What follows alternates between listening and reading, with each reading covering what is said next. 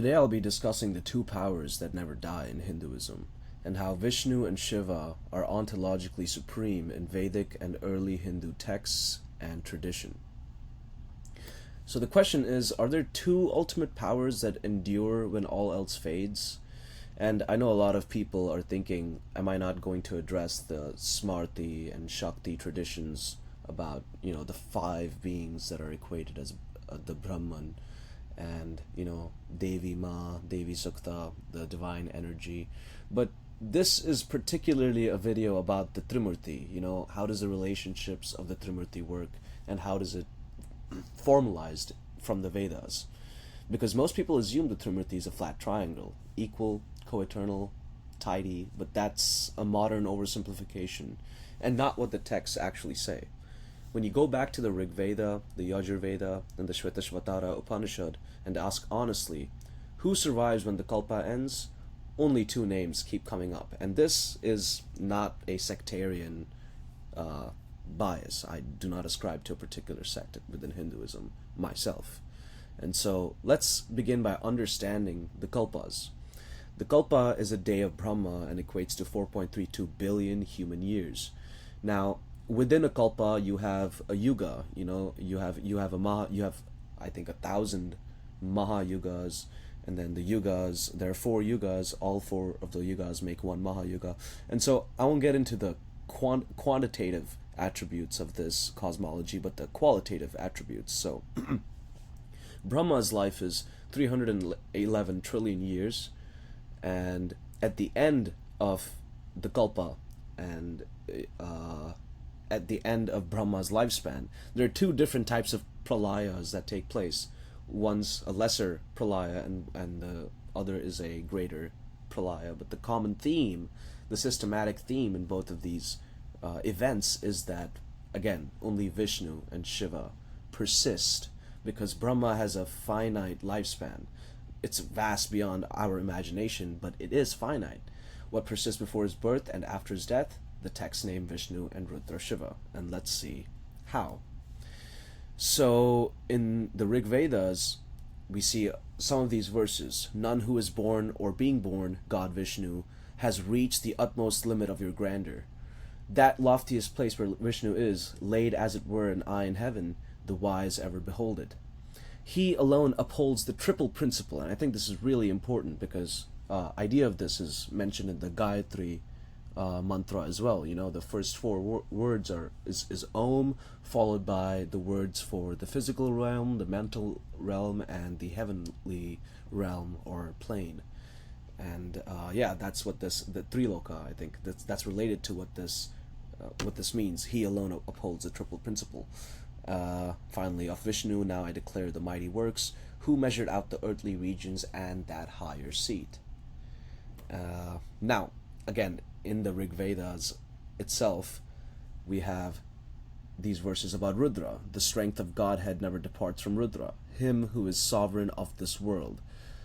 Rudra is the father of the whole universe, Bhuvanashya Pitaram. All this is verily Rudra. To Rudra we offer our salutations, and salutations to Rudra, Lord of the entire creation.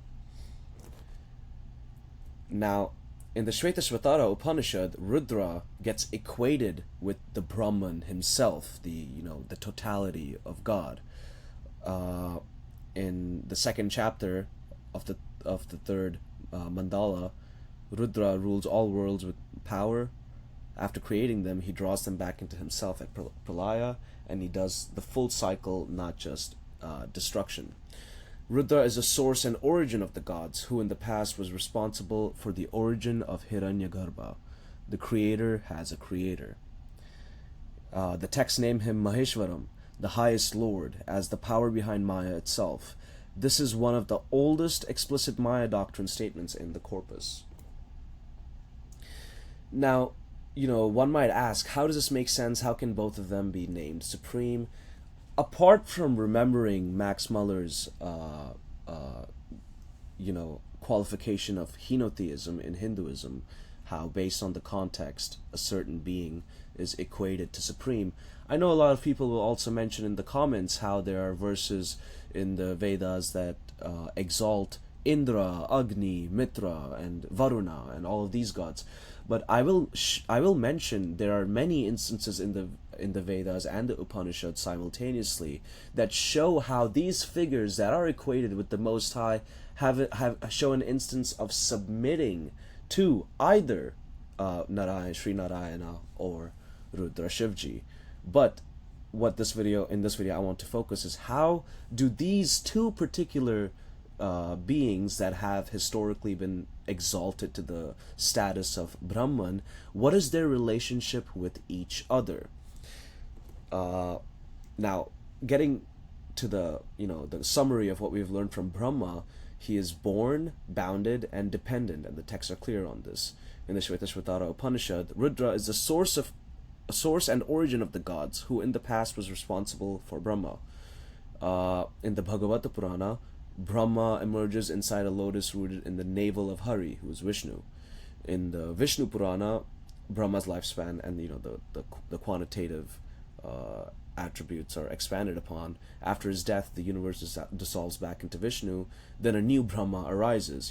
This idea of a creator agent at every new kalpa, or at the end of new lifespan of Brahma, which it's basically like a post or a job, a creator agent that comes and pretty much does the will of the Supreme, one could say. But he is a secondary creator. He has a finite lifespan. He's born in each kalpa. He's dependent, and he has no historically lasting sect. So to summarize the picture, Vishnu and Rudra have, they're qualified as eternal and persisting, whereas Brahma is a finite being who's given like a job post or an agent post at the end of, every lifespan of the last Brahma.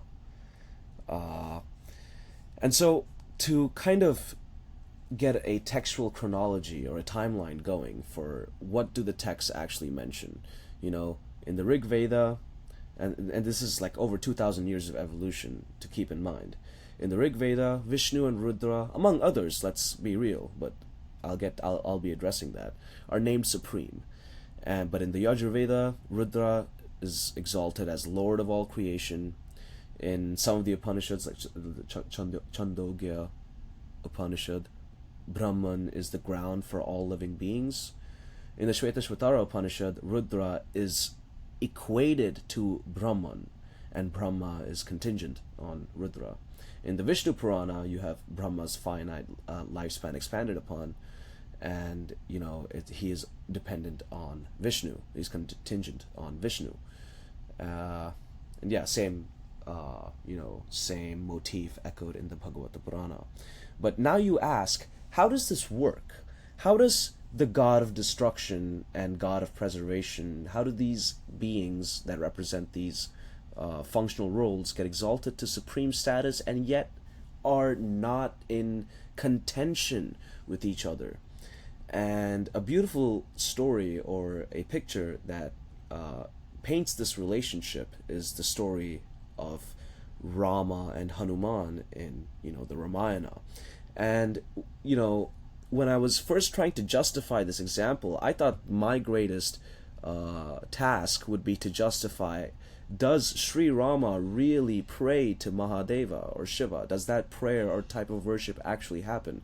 Because the story of Rama building the lingam at the Lankeshwaram before crossing Lanka and fighting Ravana, that story of Rama building that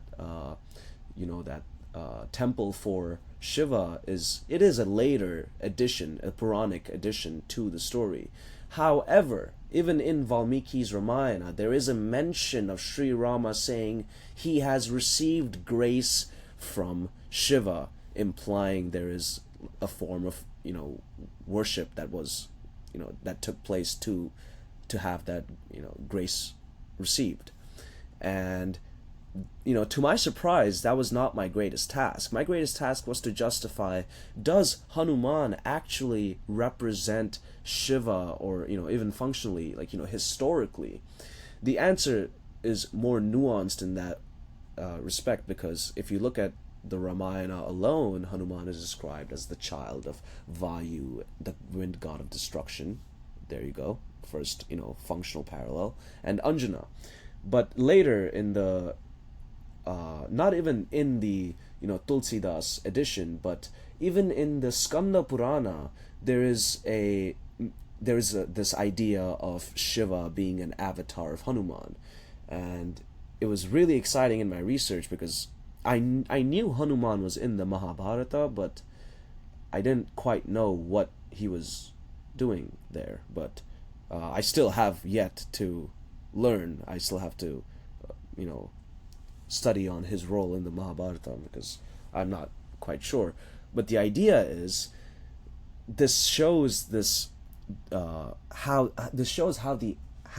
the god that represents absolute power, emanates into emanates into a being that worships absolute truth, because Vishnu is mentioned as the absolute truth, but how the absolute devotion to truth, or absolute devotion to seeking the truth, is equivalent to worshipping absolute power, giving this idea that absolute truth is absolute power. And that's very symmetrically highlighted with this dual incarnation symmetry. Rama prays to Shiva, Shiva incarnates as Hanuman, Hanuman dedicates his mission to ensure Sri Rama succeeds in recapturing Sita, or getting back his consort. And yeah, I mean, this is more of a kind of an explanation into that symmetry, or that thematic role in the Ramayana, how Rama builds the Rama Lingam at Rameshwaram before crossing Lanka, although a later attestation, it is an act of worship to Mahadeva. And Vishnu's avatar, worshipping Shiva, it's not as a rival, but as the great Lord whose blessings is needed. Again, this idea of absolute devout to truth, praying to absolute power. And now Hanuman's position is, now in later attestations and development, Hanuman is seen as Rudra's own avatar. But, we have to keep in mind that Shiva's avatar works a little bit differently from Vishnu's avatar. Vishnu's avatar is ontologically Vishnu. What does that mean? In some Puranic traditions, there's stories of how Hanuman fights Shiva. How does that work if that same Puranic traditions view Hanuman to be an incarnate of Shiva? Because the answer is, Hanuman is viewed as a partial emanation, an amsa or ansha avatara. I think I'm butchering that word, but it's an ansha avatara or amsa avatara, partial avatar. And that shows how Shiva can, incarnate yet, or or take upon an avatar, yet interact with the avatar. And this isn't unique to Hanuman alone. So how do we synthesize, or how do we harmonize these two supreme powers? And the answer is this concept of Harihara. Now, I've seen online that this idea of Lord Harihara, but that is quite definitely much more later than these Puranic traditions that we have discussed here. Although the idea is not. The idea that Shiva is Vishnu's highest manifestation and Vishnu is Shiva's highest manifestation in turn is actually older than this one being idea of Lord Harihara. But even in the Tulsidas rendition of the Ramayana, we have this quote, or this idea, that one who claims to be my devotee but harbors enmity towards Shiva can never attain me, not even in my dreams, or not even in dreams, I'm sorry. But this is this personal pronoun, or this my devotee. This is reinforcing the idea of how Vishnu's avatars work differently from Shiva's avatars. Vishnu's avatars are ontologically Vishnu. Vishnu can't fight Krishna or Rama. because it's just not possible, but Shiva can fight his incarnations or test his incarnations or do quite literally what he wants to. And the idea is that these two powers are never in competition. Hari and Hara are two faces of one Paramatma. The asymmetry we've traced is functional, not hierarchical. The Ramayana makes this explicit. Vishnu's avatar worships Shiva, and Shiva's emanation worships Vishnu. And now, because I am not here to do propaganda, let's honestly revisit the caveats or the facts of the matter. The Vedic evidence is real. The Rig Veda's absolute superlatives for Vishnu and Rudra are genuine and pre-sectarian. This isn't invented by later, Shaivite or Vaishnava devotees. But the Rig Veda is also henotheistic, as Max Muller has pointed out. Rig Veda praises other gods as supreme too. Max Muller's henotheism point, kind of explains the context behind this. And the Puranic amplification is real as well. The Puranas were composed by devotees with theological agendas, and the structural asymmetry in the is in the text, but its systematic articulation is Puranic, not Vedic. So all of this, this reconciliation, it's not contradictory to what the Vedic framework is laying out, but it's a development based on not just the text, but what the cultural and oral traditions entailed that followed with the advent of the followers of the Vedic teachings. But in summary, I also forgot to mention that Brahma is not always considered ontologically lesser. In the Maitri and Chandogya Upanishad, they treat Brahma, Vishnu, and Shiva as co-aspects of one Brahman. And this is where the idea of Devi, Ma, and Shakti also get incorporated, as some traditions even see that Vishnu, Shiva, and Brahma, all three of them are they're futile, they're meaningless if they're not united by the divine energy, that is Shakti. But in summary, with respect to the Trimurti alone, I can say, this is the conclusion we can draw. Is Vishnu, Shiva, and Brahma, all of them eternal? No, because the texts say that Vishnu's lifespan is eternal, Rudra's lifespan is eternal, but Brahma's lifespan is limited. It's limited to 100 Brahma years, or one kalpa. One kalpa is 1 year of Brahma, I do believe, yeah. And when it comes to the creation aspect, Brahma is always seen as a secondary creator. Now, the canonical origin, is he from Rudra, or is he from Shiva?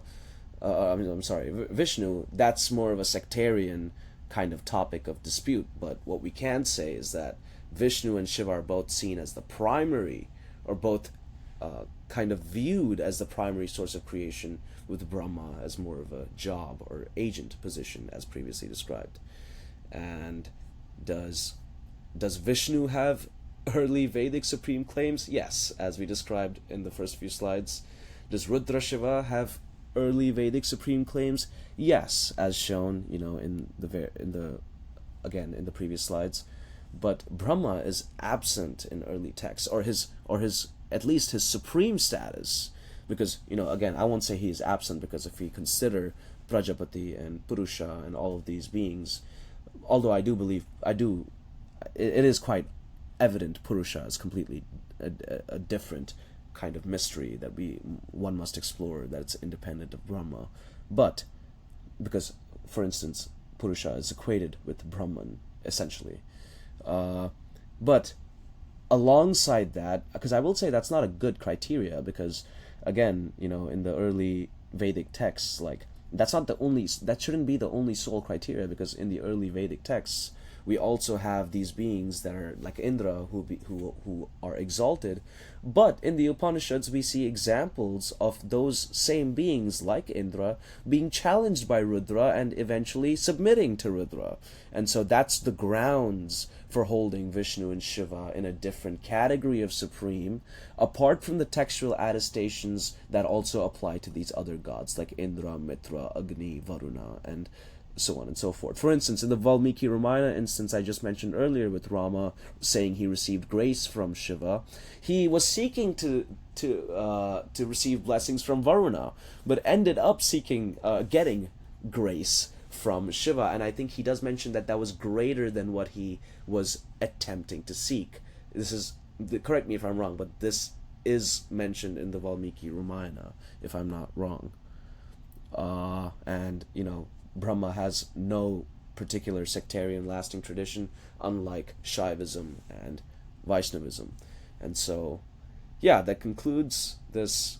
I have discussed a lot. I do believe I've made some errors, especially with Brahma's role in the Vedas, because, Prajapati is mentioned, and, to do that kind of research, I probably wouldn't have released this video on time. But, yeah, I'd like to end with a question for Hindus. That's supposed to be question number 2. But, does your Sampradaya see Vishnu and Shiva as structurally asymmetric? If you're a Shaivite and Vaishnava, or Vaishnavite, I already know your answer. But, if, depending on, I actually, for instance, don't know what Krishnites believe, like Gaudiya Vaishnavism. How do they hold Shiva in their theology? And are there texts from your tradition that explicitly challenge the asymmetry laid out here? And I'm including the Dravidian, the Sangam literature as well, because yeah, I've mentioned this in the comments last video. This idea of astika and nastika, but a lot of Dravidian oral traditions are actually considered astika, meaning they affirm the metaphysics of the Vedas. They're an expression of it, and they're not contradictory. And so, yeah, this was the video about how Vishnu and Shiva are the only really beings of the Trimurti that persist and are ontologically supreme, the stature of God. And how that doesn't apply to Brahma, who is a finite being. I hope this video was informative, and God bless. Thank you for watching. Bye-bye.